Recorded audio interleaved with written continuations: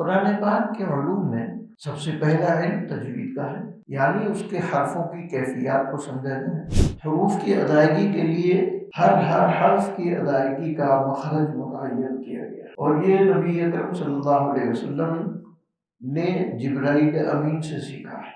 تو علم الرسم جو ہے وہ قرآن حکیم کے لکھنے کا ایک علم ہے، اور علم الرسم اتنا پیچیدہ اور باریک علم ہے کہ یہ بغیر سیکھے نہیں آتا۔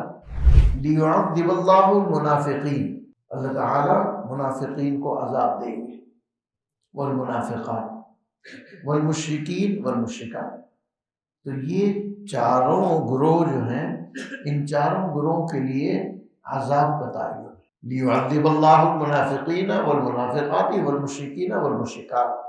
لہذا یہاں بات ختم کر دیں گے، آگے ہے وَيَتُوبَ اللَّهُ عَلَى الْمُؤْمِنِينَ وَالْمُؤْمِنَاتِ، اور اللہ تعالیٰ خاص التفات اور توجہ فرمائیں گے مومنین اور مومنات پر۔ یہ تفہیم الوقوف آپ بڑے غور سے پڑھیے گا، بڑی توجہ سے پڑھیے گا، کیونکہ اس کے اندر بہت سے وقف کے مناسب مقامات بتائے جائیں گے کہ اس وقت اس کلمے کو ایسے ٹھہرنا ہے، یہاں وقف کرنا ہے یا نہیں کرنا، اور یہاں سے اعادہ کرنا ہے، یہاں سے اعادہ نہیں کرنا۔ ہم اپنے استاد کے پڑھنے کی نقل کریں گے، ہمارے جو اساتذہ نے پڑھا ہے ہم اس کو نقل کرتے ہیں۔ اسی لیے علم قراءت کا بنیادی مقصد ہے تلقی عن افواہ المشائخ، مشائخ کے منہ سے نکلتے ہوئے جو کیفیت ہے وہ کیفیت نقل کی جائے۔ الحمدللہ نحمده ونستعینه ونستغفره ونؤمن به ونتوکل علیہ ونعوذ باللہ من شرور انفسنا ومن سیئات اعمالنا، من يهده الله فلا مضل له ومن يضلل فلا هادي له، ونشهد ان لا اله الا الله وحده لا شريك له، ونشهد ان سيدنا وسندنا ومولانا محمدا عبده ورسوله صلی اللہ تعالی علیہ وعلی آلہ واصحابہ اجمعین۔ اما بعد فاعوذ باللہ من الشیطان الرجیم، بسم اللہ الرحمن الرحیم۔ یا ایھا المزمل قم اللیل الا قلیلا نصفہ او انقص منه قلیلا او زد علیہ ورتل القرآن ترتیلا، صدق اللہ العظیم۔ معزز اساتذہ کرام، معلمات، خواتین و حضرات، طالبات، آج کی اس مجلس میں ہم تجوید للعالمات کے نظام تعلیم پر کچھ گفتگو کریں گے۔ تجوید قرآن پاک کے پڑھنے اور اس کے ادا کرنے کے علم کا نام ہے۔ یہ علم قرآن پاک کے حروف کی ادائیگی، اس کے الفاظ کی ادائیگی، اس کے کلمات کا جوڑ اور توڑ، اس کا وصل اور فصل، اور مقام معین پر کلمات پر وقف کرنا، ان کا وصل کرنا، کیفیت ادا پر گفتگو کرنا۔ میں نے آپ کے سامنے سورہ مزمل کی 2 آیات تلاوت کی ہیں، ان میں سے صرف ایک جملہ جو ہے وَرَتِّلِ الْقُرْآنَ تَرْتِیلًا، قرآن پاک کو ترتیل سے پڑھو۔ یہ خطاب نبی اکرم صلی اللہ علیہ وسلم کو ہے، اور یہ خطاب بھی اس بات پر دلالت کر رہا ہے کہ خلوت میں، جلوت میں، کہیں بھی ہو، قرآن پاک کو ترتیل سے پڑھو، کیونکہ یہ تہجد کی نماز کا موقع ہے، اور اس موقع پر آپ کو حکم دیا گیا کہ قرآن کو ترتیل سے پڑھو۔ اس کا مطلب یہ ہے کہ تنہائی میں بھی اگر قرآن پاک کی تلاوت کرو تو اس کے آداب کو پیش نظر رکھو۔ قرآن پاک کی تعلیم و تعلم کے جو آداب ہیں ان میں سے بنیادی طور پر ہر حرف کی ادائیگی اس کے مقام اور مخرج سے، متعین مقام سے۔ حروف کی ادائیگی حرفوں کو ممتاز کرتی ہے۔ قرآن پاک لغت عرب میں نازل کیا گیا، اِنَّا أَنزَلْنَاهُ قُرْآنًا عَرَبِيًّا۔ عربی الفاظ کا ایک مخصوص تلفظ ہے جو دوسری کسی زبان میں اس طرح سے نہیں ہے۔ عربی حروف کی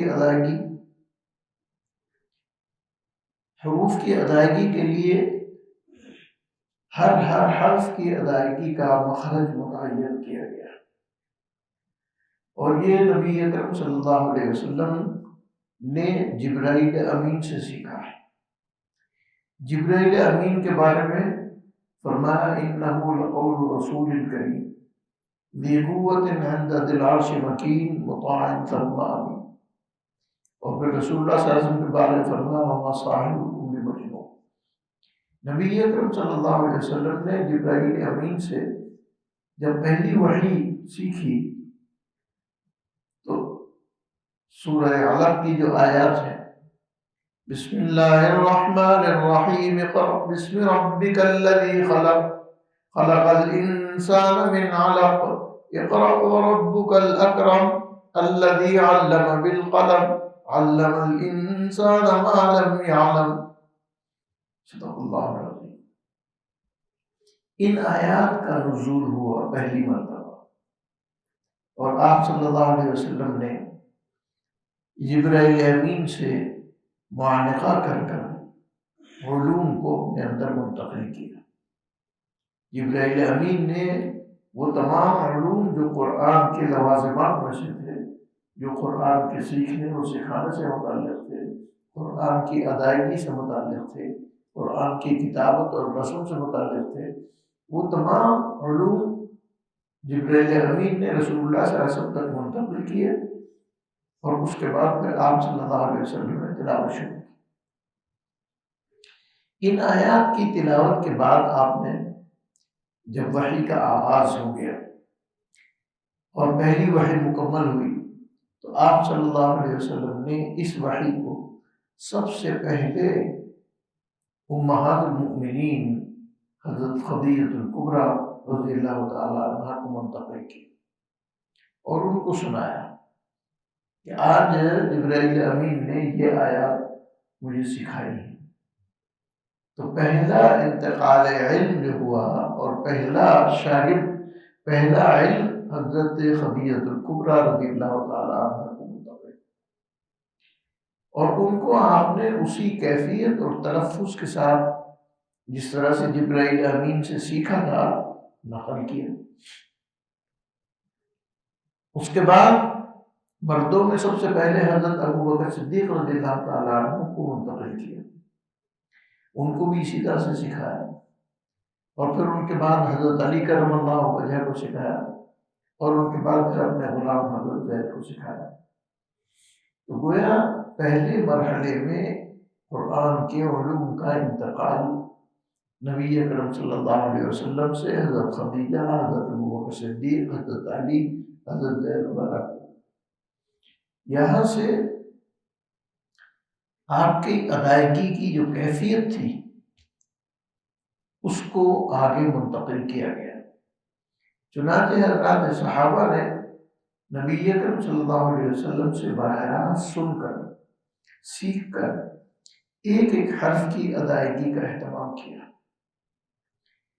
اور حتیٰ کہ قرآن حکیم کی حرکات، اس کے زبر، زیر، پیش، اس کی تشدید، اس کا سکون اور جزم، اور اسی طرح سے اس کے اندر ادائیگی کی کیفیات، کس حرف میں اخفا ہوگا، کس حرف میں غنہ ہوگا، کس حرف میں مد ہوگا، ان سب کو صحابہ نے ایک ایک حرف کو نقل کیا، محفوظ کیا۔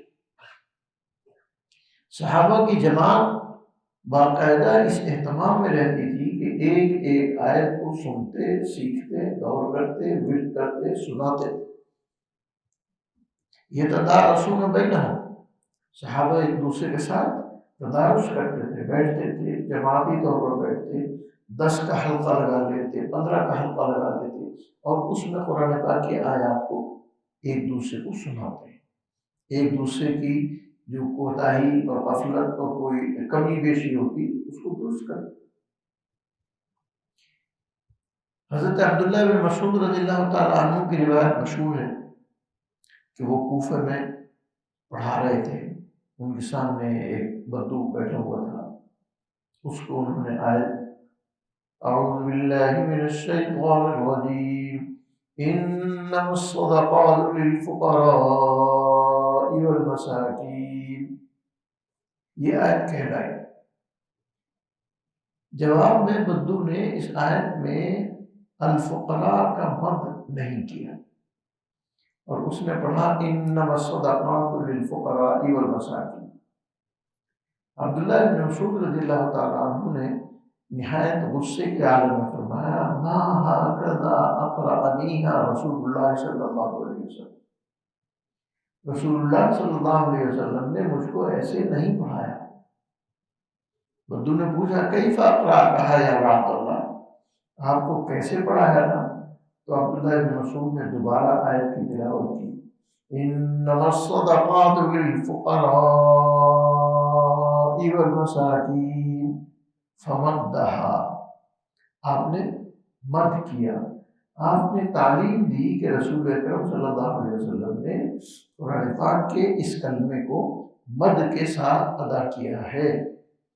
اس کلمے میں مد کرنے اور نہ کرنے سے معنی میں کوئی فرق نہیں پڑتا، معنی الفقراء کے الفقراء ہی رہیں گے، اس میں مد کریں یا نہ کریں، تلفظ پہ کوئی، اس کی ادائیگی پہ کوئی فرق نہیں پڑتا۔ لیکن حضرات صحابہ نے یہ عہد کیا ہوا تھا کہ جیسے رسالت میں آپ صلی اللہ علیہ وسلم سے سیکھیں گے ویسے ہی آگے سکھائیں گے۔ اقرؤوا کما علمتم، تم قرآن حکیم کو ایسے پڑھو جیسے تمہیں سکھایا ہے۔ تو حضرات صحابہ نے اس بات کا اہتمام کیا، ہر مد کی مقدار کو بھی، ہر غننے کی مقدار کو بھی، ہر اخفاء کی مقدار کو بھی۔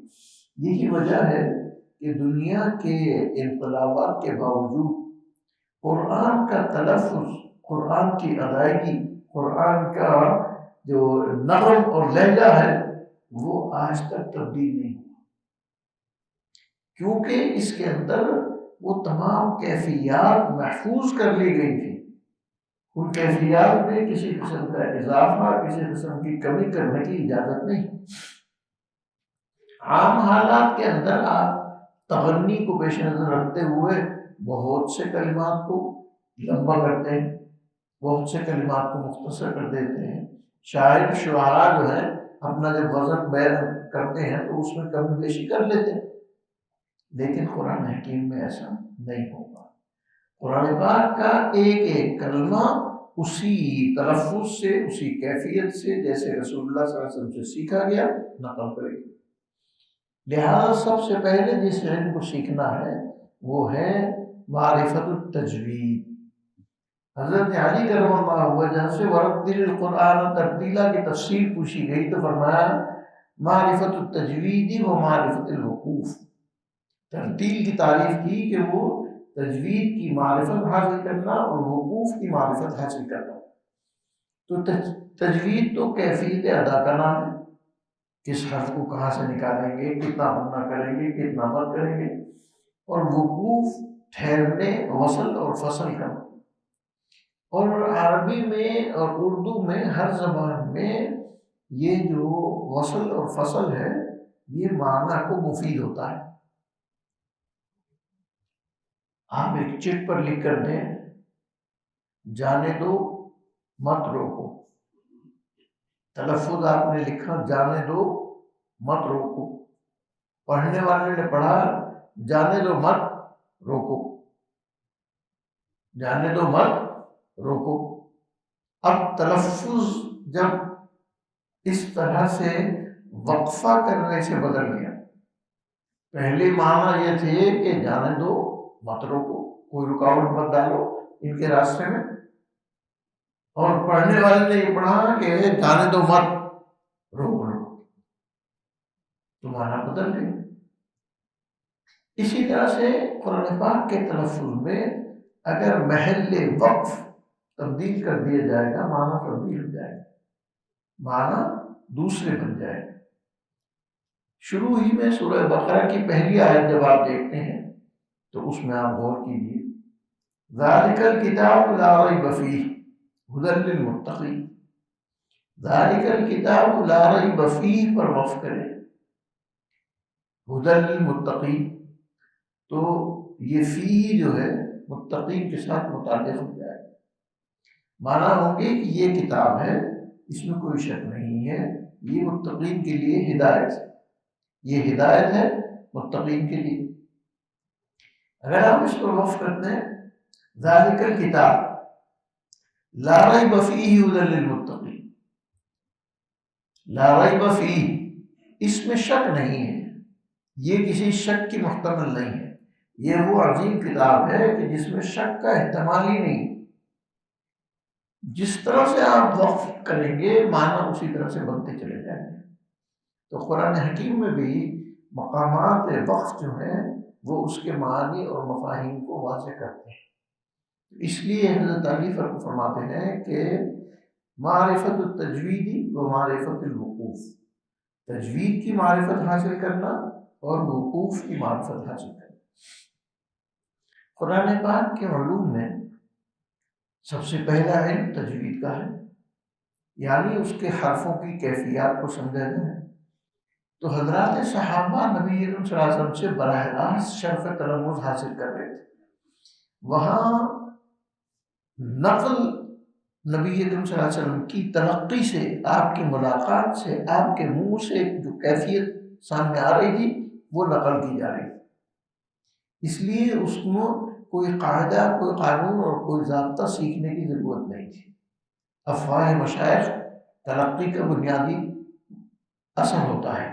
تو آپ صلی اللہ علیہ وسلم نے، جیسے میں نے عرض کیا کہ عبداللہ بن مسعود نے کہا کہ ما ھکذا اقرأنیھا رسول اللہ صلی اللہ علیہ وسلم، رسول اللہ صلی اللہ علیہ وسلم نے مجھے ایسے نہیں پڑھا، تو اس طرح سے رسول اللہ صلی اللہ علیہ وسلم نے جیسے پڑھا صحابہ نے اس کو ایسے نقل کیا۔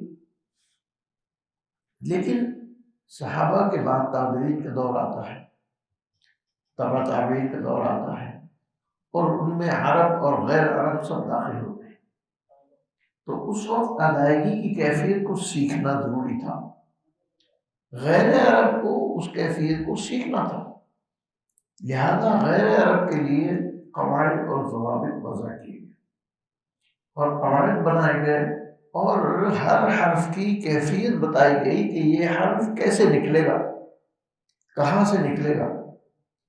بعض حروف عربی کے مشکل، مثلا ضاد سب سے مشکل حرف ہے، اصعب الحروف ہے، اس کی ادائیگی کی کیفیت بتائی گئی، اس کا مخرج بتایا گیا کہ یہ دانتوں کی آخری جڑیں جو ہے ان سے یہ نکلے گا، والضاد من حافته العليا الاضراس من ايسر او يمناها واللام قلناها لمنتهاها۔ تو ضاد کی ادائیگی کے لیے اس کا ایک مخرج بتایا گیا، اسی طرح سے ہر حرف کا مخرج بتایا گیا۔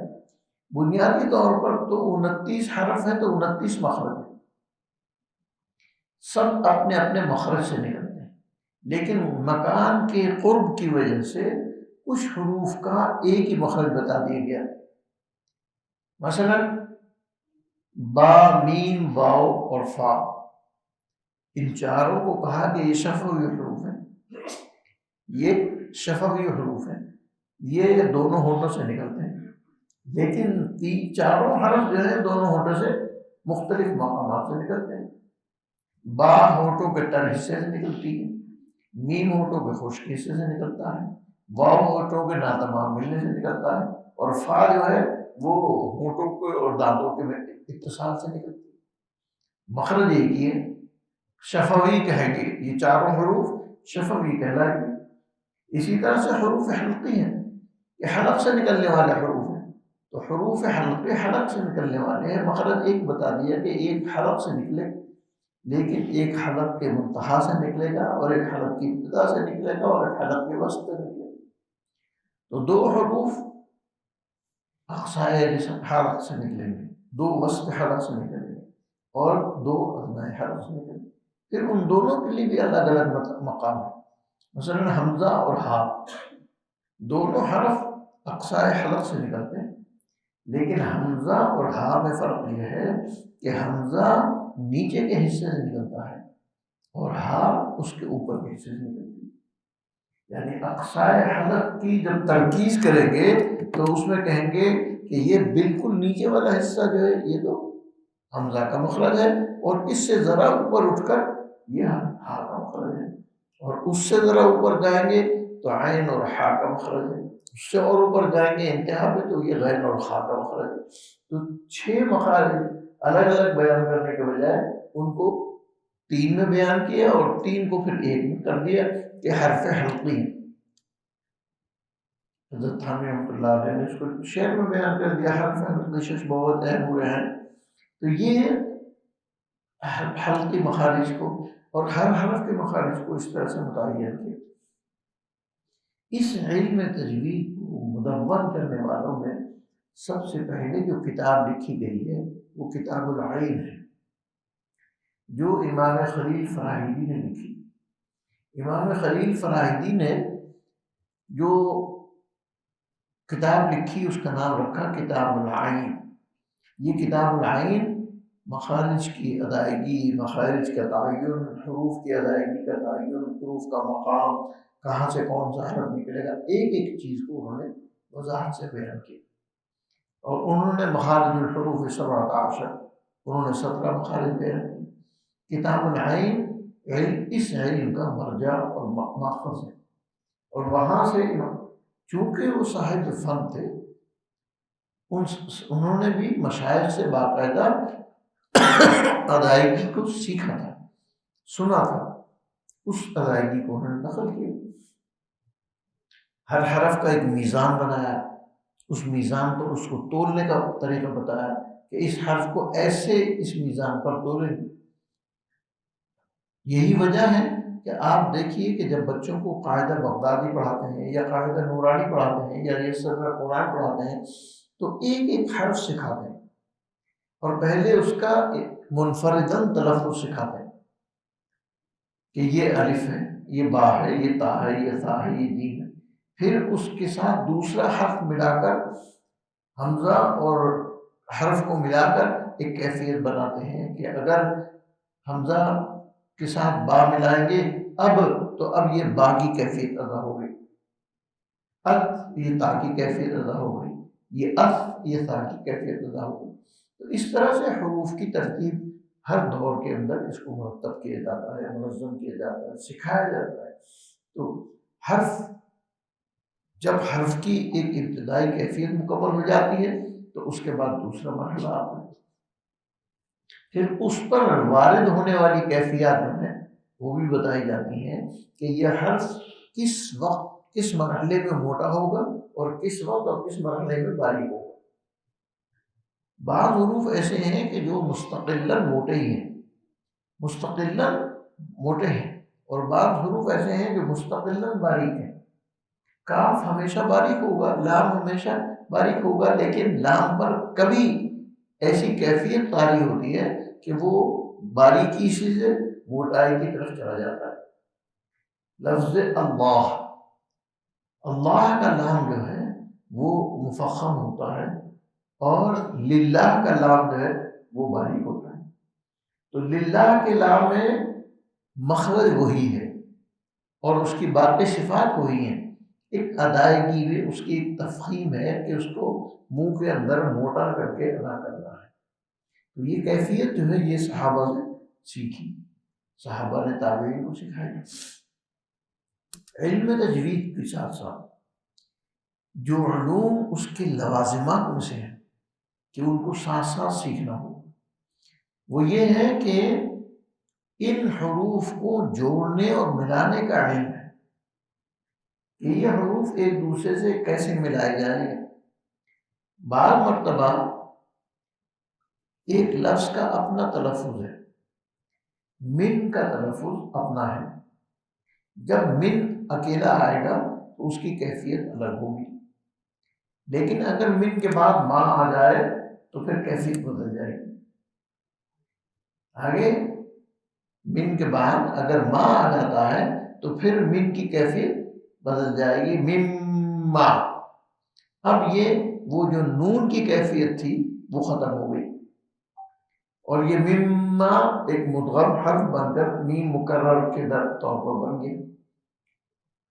اسی طرح سے دیگر تمام حروف کا معاملہ ہے کہ وہ الگ انفرادی طور پر ایک الگ کیفیت رکھتے ہیں، لیکن اجتماعی کیفیت ان کی الگ ہو جاتی ہے۔ من کے بعد اگر را آ جائے گی تو پھر بھی من ربہم نہیں ہے بلکہ من ربہم ہے، تو کیفیت من کی بدل گئی۔ یہ سب جو کیفیات تھی ان کو حضرات صحابہ نے محفوظ کیا اور باقاعدہ علم کے طور پر مدون کیا اور مرتب کر کے آپ کے سامنے لا کر رکھ دیا۔ اس کے ساتھ ساتھ اس کے لکھنے کا بھی علم ہونا چاہیے کہ یہ لکھا کیسے جائے گا، کون سا حرف ملا کر لکھا جائے گا اور کون سا حرف جدا کر کے لکھا جائے گا۔ انفرادی طور پر تو ہر حرف جو ہے وہ اپنی مقام رکھتا ہے، لیکن اس کو ملانا ضروری ہوتا ہے، اور بعض مرتبہ وہ جوڑ دیا جاتا ہے، ایک کلمے کا دوسرے کلمے کے ساتھ جوڑ بنا دیا جاتا ہے، اور وہ دونوں کے دونوں جوڑ کے ایک حرف بنا دیتے ہیں۔ جیسے مما کی میں نے مثال دی کہ من الگ کلمہ تھا اور ما الگ کلمہ تھا، ان دونوں کو اگر ملا کر لکھ دیا گیا ہے تو من کے نون کو ختم کر کے میم مشدد کر کے لکھا جائے گا مما۔ اسی طرح سے ان کو لا سے الگ لکھنا بھی ہے اور اس کو ملا کے لکھنا بھی ہے، تو کچھ مقامات ایسے ہیں کہ وہ وہاں ان کو ملا کے لکھیں گے اور وہاں سے نون حذف ہو جائے گا، اللہ لکھیں گے۔ تو معلوم ہوا کہ علم تجوید کے ساتھ علم رسم بھی سیکھا جائے گا۔ علم رسم سے اس کلمے کی کیفیت پتہ لگے گی کہ اس کلمے کو جوڑ کے لکھنا ہے یا الگ الگ لکھنا ہے۔ بعض ایسے کلمے ہیں کہ جو ایک دوسرے کے ساتھ ساتھ آ رہے ہیں۔ قال یبن امہ، قال یبن امہ کلمہ ہے، یا ابن امہ، یا الگ کلمہ ہے، ابن الگ کلمہ ہے، امہ الگ کلمہ ہے۔ تینوں کلمات کو ملا کر جوڑ کر لکھیں گے، یا کے بعد الف ابن کا حذف کر دیں گے، با لکھیں گے یب، تو یا کا الف بھی حذف ہو گیا، ابن کا حمزہ بھی حذف ہو گیا، اب یا کے بعد با متصل آ گئی، اس کے بعد نون آ جائے گا، اس کے بعد امہ کا جو واو ہے حمزہ ہے اس کو واو کی شکل میں لکھیں گے، یبنا امہ۔ تو یہ تین کلمات کو ملا کر لکھنے کی ایک شکل ہے، لیکن یہ بھی علم الرسم سے معلوم ہوگا کہ اس کو ملائیں گے یا اس کو الگ الگ لکھیں گے۔ ایسے کئی مقامات ہیں، بعض کلمات جو ہیں متصل ہونے سے، تو علم الرسم جو ہے وہ قرآن حکیم کے لکھنے کا ایک علم ہے، اور علم الرسم اتنا پیچیدہ اور باریک علم ہے کہ یہ بغیر سیکھے نہیں آتا۔ عام طور پر اس کو لوگ سمجھتے ہیں آسان، لیکن حقیقت میں یہ بہت مشکل ہے۔ مثلا آپ دیکھیے کہ آپ کے سامنے سورہ بقرہ کا پہلا لفظ ہے الف لام میم،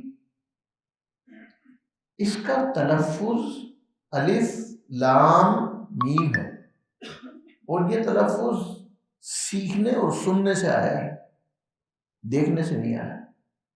دیکھنے کا تقاضا تو علم تر کیف کا جو علم ہے وہی یہاں بھی ہے، الف اور لام ملا ہوا ہے، وہاں علم تر کیف میں بھی وہ علم ہے، یہاں بھی علم ہے، لیکن یہاں علم ذالک الکتاب نہیں پڑھیں گے، یہاں الف لام میم ذالک الکتاب پڑھیں گے۔ الف لام میم اللہ لا الہ الا پڑھیں گے. یہ رسم وہی علم تر کیف ہونا ہے، لیکن اس رسم کا تلفظ مختلف ہے، اس کا تلفظ مختلف ہے. اور یہ سب چیز جو ہے علم الرسم سے آئی. علم الرسم بعض کلمات کے جوڑنے کو، اکٹھا کر دینے کو بھی محتمل ہے کہ وہ کلمات جوڑ دیے جاتے ہیں، ملا دیے جاتے ہیں، اور بعض مرتبہ اس حرف کو ایک الگ کیفیت سے لکھتے ہیں.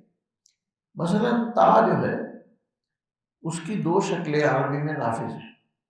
ایک تائے مطولہ کہلاتی ہے، ایک تائے مدورہ کہلاتی ہے. تائے مطولہ لمبی تا کو کہتے ہیں اور مدورہ گول تا کو کہتے ہیں.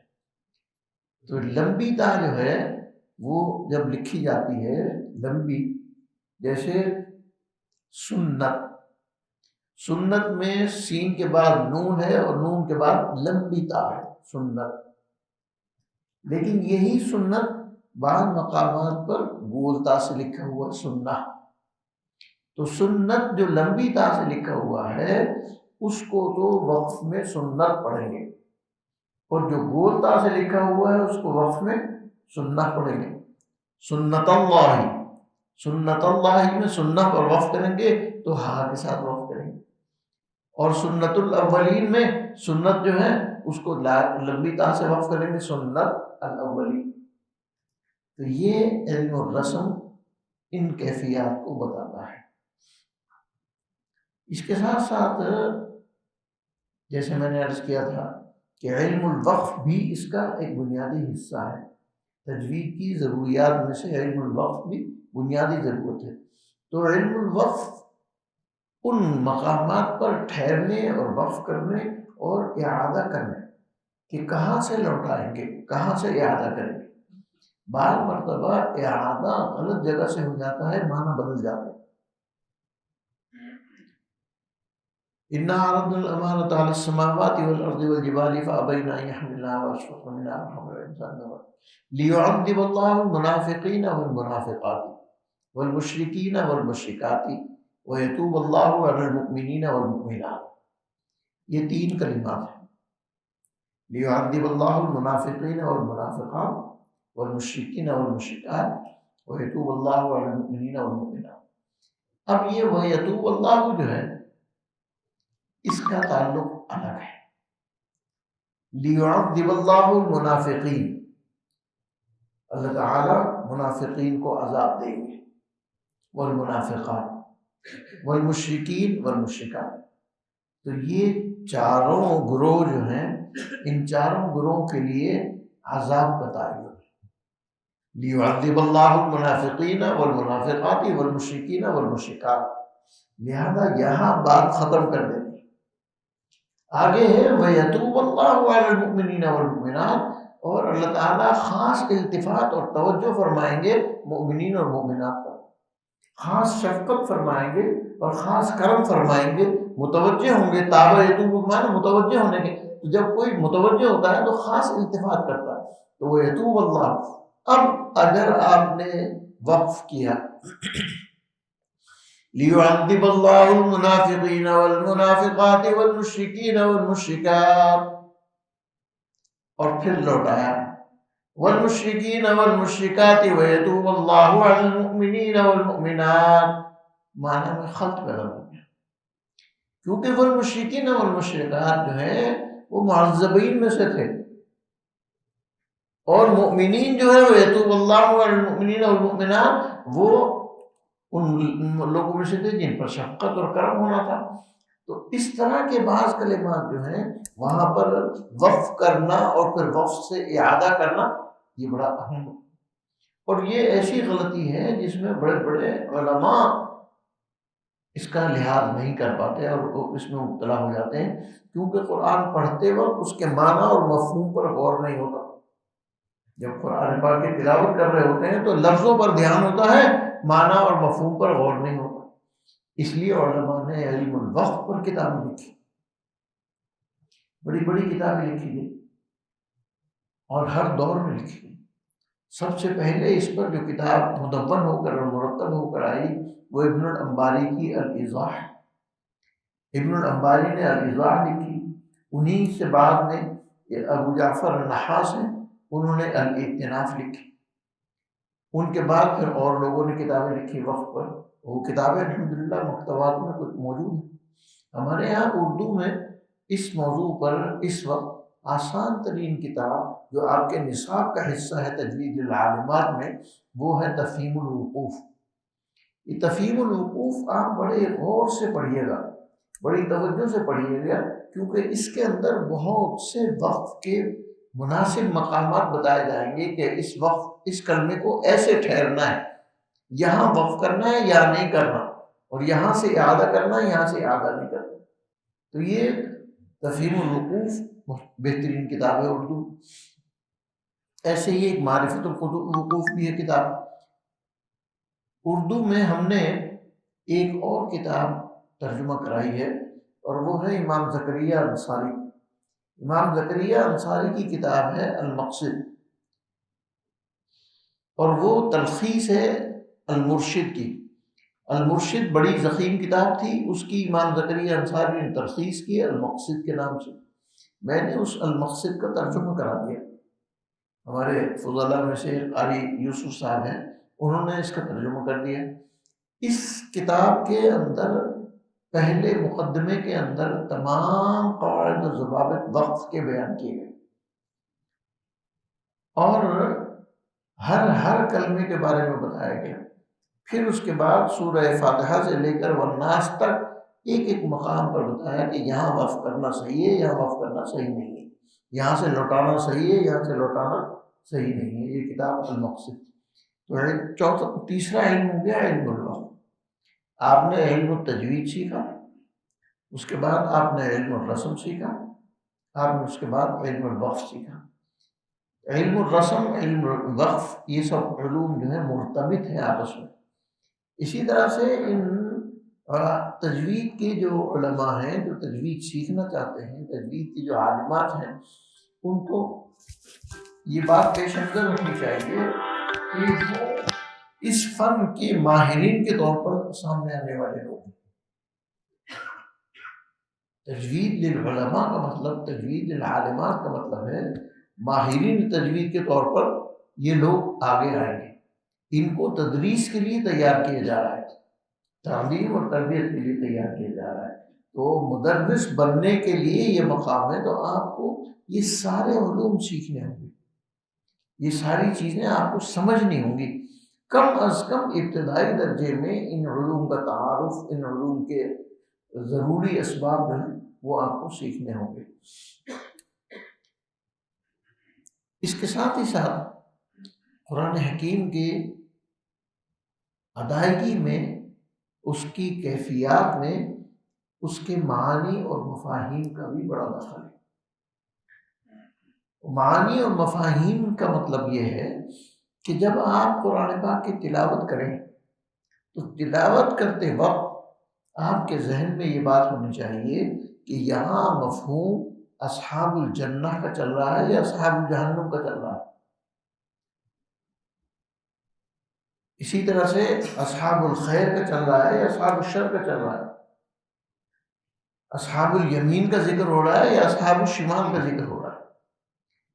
تو وہ کیفیت بھی ادائیگی کی پیش نظر رہنی چاہیے کہ اگر آیت عذاب ہے تو اس میں عذاب کی کیفیت کا اظہار ہو، اور آیت رحمت ہے تو اس میں رحمت اور شفقت کا عنوان ہو۔ آپ دیکھیے اردو میں بھی ہر چیز کا ایک تلفظ ہے۔ اردو میں ایک گفتگو کا تلفظ انداز ہے شفیقانہ، شفقت کا، محبت کا، اور یہی کیفیت غضب میں بھی آتی ہے۔ اب آپ کسی اپنے طالب علم سے یا کسی اپنے ملازم سے پوچھیں کیا کر رہے ہو، تو یہ شفقت کا معاملہ ہے، اس میں آپ کا اکرام بھی موجود ہے، محبت بھی موجود ہے۔ پیار سے آپ پوچھیں کیا کر رہے ہو، اسی تلفظ کو کی ادائیگی کو آپ کیا کر رہے ہو، لفظ تو وہی ہے لیکن اس کا لہجہ بدل گیا۔ جب لہجہ بدل گیا تو اس سے غضب اور غیظ اور غضب کا اظہار ہو گیا۔ اب اس سے آپ شفقت سے نہیں پوچھ رہے، ڈانٹ کے پوچھ رہے ہیں کیا کر رہے ہیں۔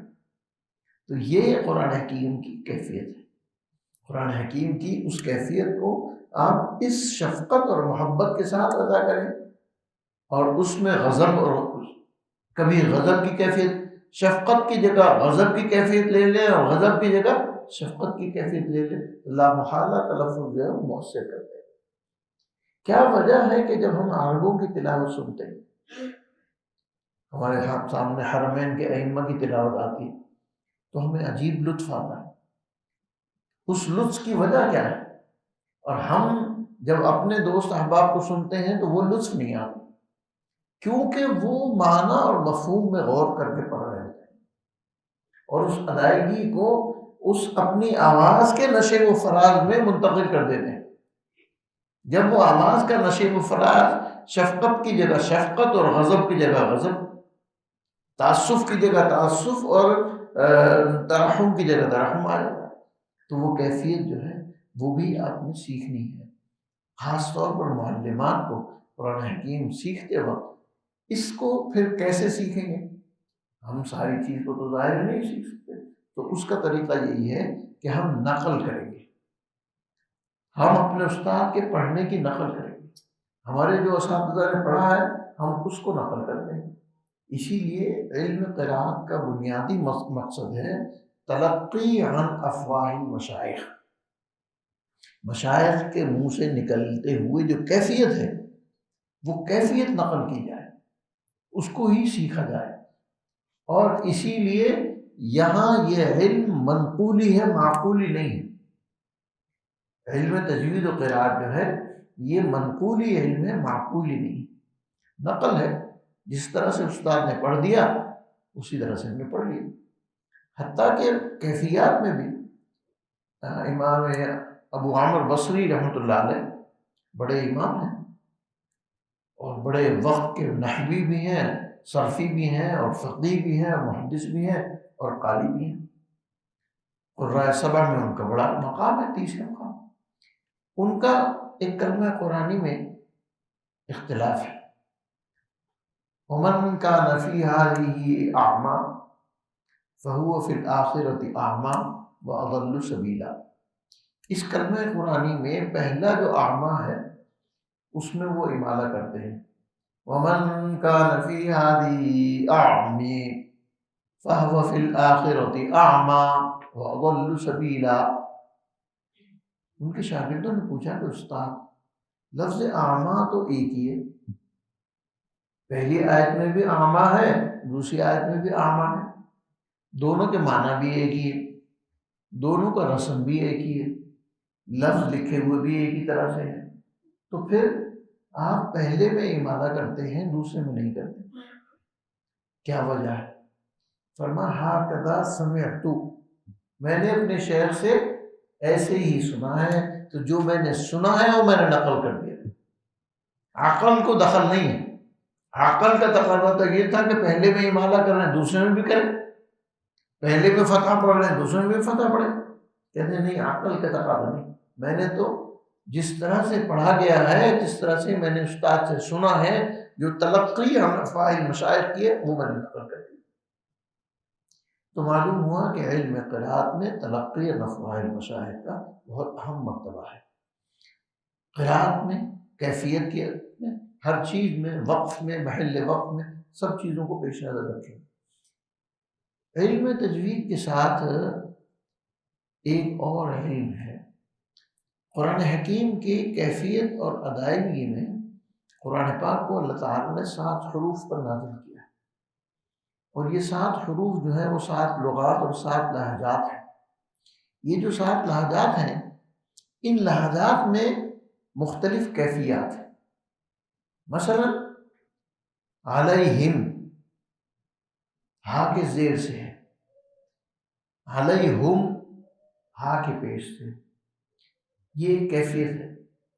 لغت عرب میں کچھ لوگ جو ہیں وہ اس ہائے ضمیر کو جس کے ماقبل یا ساکن ہوتی ہے، اس ہائے ضمیر کو مضموم پڑھتے ہیں علیہم، اور دیگر حضرات جو ہیں وہ ہائے ضمیر کا کسرہ ہے تو اس لیے ہا کو بھی مقصور پڑھتے ہیں، علیہم پڑھتے ہیں کیونکہ یا ساکنہ ہے۔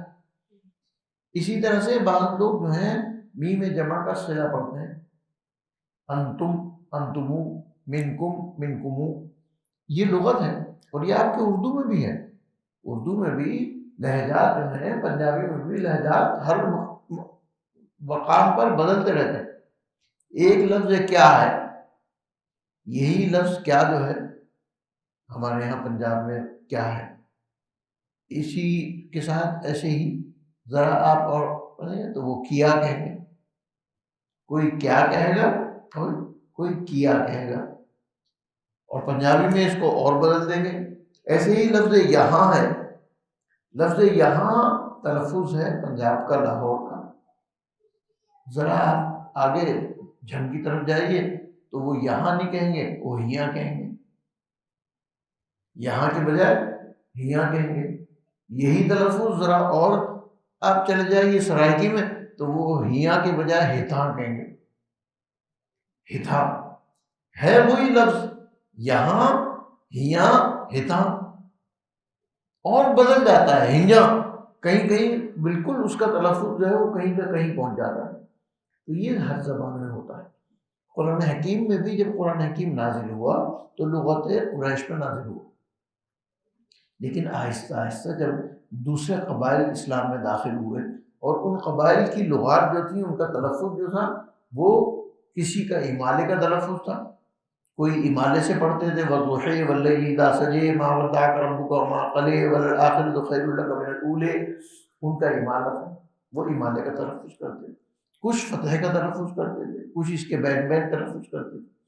اسی طرح سے تائے تانیث ہے، تائے تانیث میں امالہ، یہ لغت عرب ہے، بلکہ اردو میں بھی ہے۔ آپ اگر مدینہ کہیں گے تو یہ نہایت سلیس تلفظ ہے، لیکن جب آپ کہیں گے مجھے مدینے جانا ہے تو مدینہ جانا ہے کہیں گے یا مدینے جانا کہیں گے؟ مدینے، تو مدینے یہ امالہ ہے۔ مجھے مکہ جانا ہے، مکہ تلفظ ہے فتح کا اور مکہ تلفظ ہے امالے کا۔ میں نے مسجد وہاں مدینہ منورہ میں ایک دکتور تھے، دکتور موسیٰ قزوینی، موسیٰ قزوینی کلیت اللغہ کے بڑے ماہر اساتذہ میں سے، ان کے یہاں کھانے کی دعوت تھی۔ کھانے کی دعوت کے بعد عام طور پر وہاں یہ ہوتا ہے کہ کھانے کی دعوت سے پہلے قاری صاحب تلاوت کرتے، میں نے تلاوت کی، سورہ طٰہٰ کی تلاوت کی، اور اس میں امام حمزہ کی قرأت کے پیش نظر امالہ کیا، طیہ ما انزلنا علیک القرآن لتشقی الا تذکرۃ لمن یخشی۔ تلاوت کے بعد کھانا ہو گیا، کھانے کے بعد موسیٰ قزوینی نے پوچھا من این جاءت هذه الامالہ، یہ امالہ کہاں سے آیا ہے؟ میں نے کہا لغتکم، انتم تقولون بالامالہ، انتم تتکلمون بالامالہ، تم تکلم کرتے ہو امالے کے ساتھ۔ کلا نحن ما کلمنا، ماذا تقول یا موسیٰ، میں نے مذاق کے میں نے کہا ان سے ماذا تقول یا موسیٰ، کیا کہہ رہے ہو تم اے موسیٰ؟ موسیٰ قزوینی ایک دم ایسے سر پیچھے کر کے کہنے لگا واللہ قبل 50 سنہ جدہ تقول یا موسیٰ فانتظر، آج سے 50 سال پہلے میری دادی جو تھی مجھ سے پوچھتی تھی جب میں بچہ تھا کہ اے موسیٰ کدھر جا رہا ہے، لیکن وہ کہتی تھی یا موسیٰ فانتظر۔ تو انہوں نے کہا واقعی ہماری لغت ہے۔ پھر میں نے کہا یہ جدہ مکہ مفتوح ہے، فتح سے ہیں، آپ ان کو جدہ کہتے ہیں، وہاں آپ جائیں موقف پر تو ٹیکسی والا کہہ رہا وہ جد جد جد جانا ہے، جد جانا، تو جدہ نہیں کہتے، جدہ کہتے ہیں۔ ملائکہ قاری قرات میں امالہ کرتا ہے تو ملائکہ، آپ کلمے میں امالہ کرتے ہیں تو مدینے، تو یہ امالہ لغت ہے آپ کی۔ تو یہ قراءات میں جو چیزیں یہ امالے کی آ رہی ہیں، اسی طرح سے صلے کی آ رہی ہیں، ہائے ضمیر ہے، ہائے ضمیر جو ہے اس کی مختلف کیفیات آ رہی ہیں۔ ہائے ضمیر کے ماقبل اور مابعد حرکت ہوتی ہے اس کو صلے سے پڑھتے ہیں، اگر اس کے ماقبل اسکان ہوتا ہے اس کو بغیر صلے کے پڑھتے ہیں۔ فیہ رسولہ احق ہائے ضمیر کے قواعد ہیں، آپ نے پڑھے ہوں گے. تو ہائے ضمیر میں کچھ قواعد ایسے آ رہے ہیں کہ وہ دیکھتے ہیں کہ اس کلمے میں سے کوئی حرف علت حذف ہو گیا ہے، حرف علت حذف ہو گیا ہے. تو حرف علت جب حذف ہو جاتا ہے تو اس ہائے ضمیر میں صلہ اور عدم صلہ اور اسکان یہ کیفیتیں آ جاتی ہیں.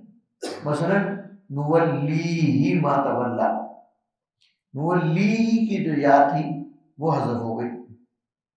جب وہ یا حذف ہو گئی تو یہ ہو گیا نولیہ، نولیہ ما تولا. اب جب نولیہ ما تولا ہوا تو اس میں اصل میں تو یا ساکنہ ہے، تو یا ساکنہ کی وجہ سے نولیہ ما تولا ہائے ضمیر میں صلہ نہیں ہوگا. اور جب یا حذف ہو گئی تو اب ما بین الحرکتین نولیہ ما تولا آ گیا. تو بعد میں اس کو صلے سے پڑھا نولیہ ما تولا، بعد میں اس کو اثر سے پڑھا نولیہ ما تولا. بعد میں اس یا ساکنہ کے حذف کی جگہ اس ہا کو ساکن کر دیا، نولیہ ما تولا ونصلہ جہنم. چنانچہ باب القراءات میں ہائے مفردہ کے یہ قواعد بیان کیے گئے اور سارے بیان کیے. اب یہ قراءت کا تلفظ جو ہے یہ ان قراء نے اپنے مشائخ کے تلفظ سے نقل کیا ہے. نبی اکرم صلی اللہ علیہ وسلم نے صحابہ کو جیسے سکھایا، صحابہ نے ویسے سیکھی اور اس کو نقل کر دی.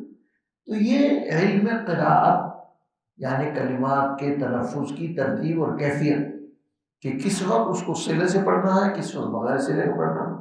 انعمت علیہم غیر المغضوب علیہم ولا الضالین، ایک کیفیت یہ ہے. ایک کیفیت یہ ہے کہ انعمت علیہم غیر المغضوب علیہم ولا الضالین. ایک کیفیت یہ ہے کہ انعمت علیہم غیر المغضوب علیہم ولا الضالین. اور یہ تینوں کیفیتیں جو لغت عرب ہیں اور یہ قراءتیں ہیں. یہی قراءت آگے چل کر منتقل ہوئی ہیں، یہ علوم منتقل ہوئی. تو علم تجوید و قراءت سیکھنے والوں کو یہ علم بھی کچھ نہ کچھ تو سیکھنا چاہیے، کچھ نہ کچھ تو ان کو پتا ہو کہ یہ قراءت ہے، غلطی نہیں ہے. کسی قاری نے اگر پڑھا صراط الذین انعمت علیہم غیر المغضوب علیہم ولا الضالین تو آپ کہیں کہ جی یہ غلط پڑھ دیا، غلط پڑھ دیا. نہیں، یہ غلط نہیں پڑھا، اس نے اپنی دوسری قراءت میں پڑھا ہے جو امام حمزہ کی قراءت ہے، اس نے ضمہ پڑھا ہے. تو آپ کو اسی لیے اس میں ایک کتاب ہم نے رکھی ہے، وہ ہے صفحات فی علوم القراءات، آپ کے نصاب میں آئے گی. میں نے اس کو ترجمہ کرا دیا ہے، وہ ترجمہ منگوا لیجیے گا. صفحات فی علوم القراءات، تو سارے علوم جو میں نے ابھی بیان کیے ہیں وہ مختصر آپ کے اس میں موجود ہیں صفحات فی علوم القراءات. نبی اکرم صلی اللہ علیہ وسلم سے صحابہ نے جو چیز سیکھی وہ اتنی اس کا اہتمام کرتے تھے کہ مجال ہے کہ کہیں وہ اس کے خلاف برداشت کریں. حضرت عمر رضی اللہ تعالی عنہ اور حضرت ہشام ابن حکیم کا قصہ بڑی کتابوں میں، حدیث کی کتابوں میں آ رہا ہے. ہشام ابن حکیم نماز پڑھا رہے تھے اور سورہ فرقان کی تلاوت کر رہے تھے. عمر بن خطاب گزرے، انہوں نے دیکھا کہ ہشام ابن حکیم جو کچھ پڑھ رہے ہیں وہ کیفیت وہ نہیں ہے جو میں نے پڑھا ہے. تبارک الذی جعل فی السماء بروجا وجعل فیہا سراجا وقمرا منیرا. عمر فاروق نے اس کو سراجا وقمرا منیرا پڑھا، ہشام ابن حکیم سروجا وقمرا منیرا پڑھ رہے ہیں. اور اسی طرح کی کئی کلمات ہیں، ولم یقتروا ولم یقتروا. تو اس طرح کے یہ اختلاف جب انہوں نے دیکھے تو وہ کھڑے ہو گئے. نماز انہوں نے جیسے ہی پوری کی تو انہوں نے پوچھا من اقرأک ھذا، تمہیں کس نے پڑھایا ہے ایسے؟ ما اقرأنی رسول اللہ صلی اللہ علیہ وسلم، مجھے تو رسول اللہ صلی اللہ علیہ وسلم فرمایا. اس نے کہا کہ ما ھذا اقرأنی یا رسول اللہ، مجھے تو ایسے نہیں پڑھایا. دونوں میں اختلاف پیدا ہو گیا. عمر بن خطاب اشداء فی الامر، حضرت عمر کا مزاج سختی کا تھا، شدید تھا. ان کے گریبان میں اپنی چادر ڈال کر ان کو پکڑ کے لے گئے، رسالت میں آپ صلی اللہ علیہ وسلم کی مجلس میں پیش کر دی. آپ نے فرمایا چھوڑ دو چھوڑ دو. فرمایا کہ اقرا یا ہشام، اے ہشام آپ پڑھیے. تو انہوں نے پڑھ کے سنایا. آپ صلی اللہ علیہ وسلم نے ان کا سن کر فرمایا کہ تم نے جو کچھ پڑھا ہے وہ درست اور صحیح ہے. ہاکذا انزل، اسی طرح سے نازل کیا گیا ہے. انزل القرآن علی 7 احرف، قرآن 7 حروف پر نازل کیا گیا ہے. فقرؤوا ما تیسر منہ کلھا شاف و کافی. پھر عمر بن خطاب سے کہا اقرا یا عمر، عمر نے پڑھا. آپ نے فرمایا کہ ہاکذا انزل، اسی طرح سے قرآن حکیم نازل ہوا ہے. انزل القرآن علی 7 احرف. اب یہ تلفظ کی جو کیفیت بدل گئی، عمر کی کیفیت اور ہے اور ہشام کی کیفیت اور ہے. یہ سب رسول اللہ صلی اللہ علیہ وسلم سے منقول ہے. اور یہ ایک ایک کلمہ قرآنی جو ہے وہ اس تلفظ کے ساتھ منقول ہے. صحابہ سے تابعین میں آیا، تابعین سے تبع تابعین میں آیا، اور پھر وہ آگے قراءات کی صورت میں آپ کے سامنے مدون ہو گیا. ان قراءات کو مدون کر کے آپ کے لیے 7 قراءتیں اور بعد میں پھر اس میں 3 اور مزید شامل کی، تو یہ 10 قراءتوں کا مرتب مجموعہ ہے. یہ بھی آپ کے اس صفحات فی علوم القراءات میں اس پر بحث موجود ہے، اور وہ حدیث بھی موجود ہے، اس حدیث پر بھی مکمل بحث موجود ہے. تو خیر جو کافی دیر ہو گئی، تو مضمون چونکہ بہت طویل ہے اور وقت کا متقاضی ہے کہ میں مزید اس کو پڑھاؤں. خلاصۃ الکلام یہ ہے کہ علم تجوید و قراءت سیکھنے کے لیے سب سے پہلی چیز جو ہے وہ یہ ہے کہ علم تجوید سیکھا جائے، معرفت التجوید حاصل کی جائے، اور دوسرے مرحلے پر معرفت الوقوف حاصل کیا جائے، تیسرے مرحلے پر معرفت الرسم حاصل کی جائے، چوتھے مرحلے پر اس کی جو ہے ان کیفیات کو، ندا کو، قراءات کے اختلاف کو سیکھا جائے، معنی اور مفاہیم کو سیکھا جائے. یہ سب چیزیں جب آپ سیکھ لیں گے تو انشاءاللہ آپ عالمہ تجوید کا ایک منصب حاصل کر لیں گے. عالمہ ہونے کا مطلب یہ ہے کہ آپ اب اس کی معلمہ بن سکتی ہیں. معلمہ بن سکتی ہیں تو آپ کو ان سب، اس میں سب سے اہم چیز جو ہے وہ کیفیت ادا ہے. اس کی محنت کریں. جو کمزوری واقع ہو رہی ہے اس وقت وہ یہ ہے کہ تجوید کی کیفیت مکمل طور پر منتقل نہیں ہو رہی. جب ہم معلمات کا انتخاب کرنے کے لیے بیٹھتے ہیں اور سنتے ہیں تو وہ تجوید ان کی مضبوط نہیں ہوتی. نتیجہ یہ ہے کہ آگے ان کو بٹھایا نہیں جا سکتا کہ آگے وہ تدریس کریں. تو تدریس کے لیے اس بات کی ضرورت ہے کہ اپنی تجوید درست ہو، اپنی ادائیگی، اپنا تلفظ درست ہو. اور یہ تلفظ کیسے درست ہوگا؟ سیکھنے سے درست ہو. کوئی بھی چیز سیکھے بغیر نہیں آتی. جب آپ سیکھنے کی کوشش کریں گی تو سیکھنے کے لیے آج کل کے دور میں بہت آسانی ہے، وسائل بہت ہیں. قرآن حکیم کی مختلف تلاوتیں آپ کے پاس موجود ہیں، ریکارڈڈ موجود ہیں. کسی اچھے شیخ کی تلاوت سن لیجئے، اس کو یاد کر لیجئے، اس کا لہجہ اختیار کر لیجئے، اس کی کیفیت کو سیکھ لیجئے. کسی بھی استاد کی جب آپ اتباع کریں گے، اور اتباع میں اس بات کا اہتمام ہونا چاہیے کہ جو جیسا وہ پڑھ رہا ہے ویسا پڑھنے کی کوشش کریں. اور میں سمجھتا ہوں کہ آپ اگر محنت کریں گی تو کوئی مشکل نہیں ہے، کیونکہ میں نے اس کا بہت تجربہ کیا. بہت سی طالبات جنہوں نے مجھ سے فن تجوید سیکھا ہے، ان کو جب میں نے سکھایا ہے، مشق کرائی ہے، یاد کرایا ہے، کچھ تلفظ ان کو ادائیگی کے سکھائے، الحمدللہ آج وہ بہت اچھی منصب پر موجود ہیں ادائیگی میں. جاپان میں خاتون نے اسلام قبول کیا. انہوں نے درخواست کی کہ میں قرآن حفظ کرنا چاہتی ہوں. نوجوان خاتون تھی اور وہاں پر کوئی ایسا انتظام موجود نہیں تھا کہ کوئی ان کو حفظ کرا. تو میں نے اپنے بیٹے سلمان کو، جو وہاں اس کے انچارج ہیں، ابینا انٹرنیشنل اسکول کے ہیڈ ماسٹر ہیں، پرنسپل ہیں، میں نے ان سے کہا کہ ان کے کمپیوٹر میں ایک قرآن پاک ڈال دو. تو شیخ سدیس کا قرآن پاک ان کے کمپیوٹر میں ڈال دیا، اور اس پہ پروگرام ڈال دیا ریپیٹیشن کا، کہ ایک آیت کو وہ ریپیٹ کر لیں. تو وہ بٹن دبا دیتی ہے تو وہ آیت 10 مرتبہ دوہرا دیتا ہے، 20 مرتبہ دوہرا دیتا ہے. اس خاتون نے اس ریپیٹیشن سے فائدہ اٹھاتے ہوئے قرآن پاک حفظ کی بغیر استاد کے. صرف اس قرآن پاک کو سن کر قرآن پاک حفظ کیا. آپ حیران ہوں گے 3 سال کے بعد میں جب کیا تو خاتون کی طرف سے پیغام آیا کہ میرا قرآن پاک الحمدللہ مکمل ہو گیا ہے، میرا قرآن پاک سن. تو ہم سب لوگ سن کر حیران رہتے کہ شیخ سدیس زرانی آواز میں پڑھیں. تو الحمدللہ سننے سے یہ کیفیت پیدا ہو جاتی ہے، سننے سے لہجہ بھی آ جاتا ہے، سننے سے کیفیات بھی آ جاتی ہیں. ویڈیو کے نیچے سبسکرائب کے بٹن پہ کلک کریں، بیل کے آئیکن پہ کلک کیجئے تاکہ ہر نئی ویڈیو کی نوٹیفیکیشن آپ کو مل جائے.